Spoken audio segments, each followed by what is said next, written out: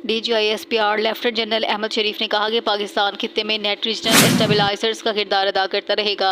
DGISPR lieutenant general Ahmad शरीफ ने सैलानी IT programme Karachi के तलबा के साथ खसूसी नशिस्त की, जहाँ तलबा ने उनसे पाकिस्तान के अंदरूनी और बैरूनी सिक्योरिटी सूरत हाल समेत मुख्तलिफ मौज़ूआत पर सवालात किए। इस मौका पर DGISPR ने कहा कि बुनियादल मरसूस में कामयाबी अमन की जीत है। पाकिस्तान ने हमेशा अमन को जंग पर फोकियत दी है। आप लोगों ने मालूमात की जंग में पाकिस्तान के हर अव्वल-दस्ते का किरदार अदा किया। लेफ्टिनेंट जनरल अहमद शरीफ ने कहा कि पाकिस्तान की अफवाज मुनज़्ज़म और पेशेवराना अफवाज है।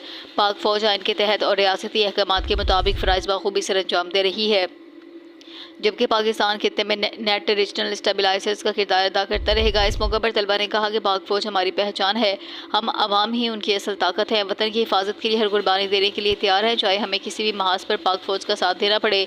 तलबा ने DGISPR के साथ नशिस्त को सराहा, उनका शुक्रिया अदा करते हुए कहा कि मुस्तकबिल में भी इसी तरह के इंटरेक्शन रखने चाहिए।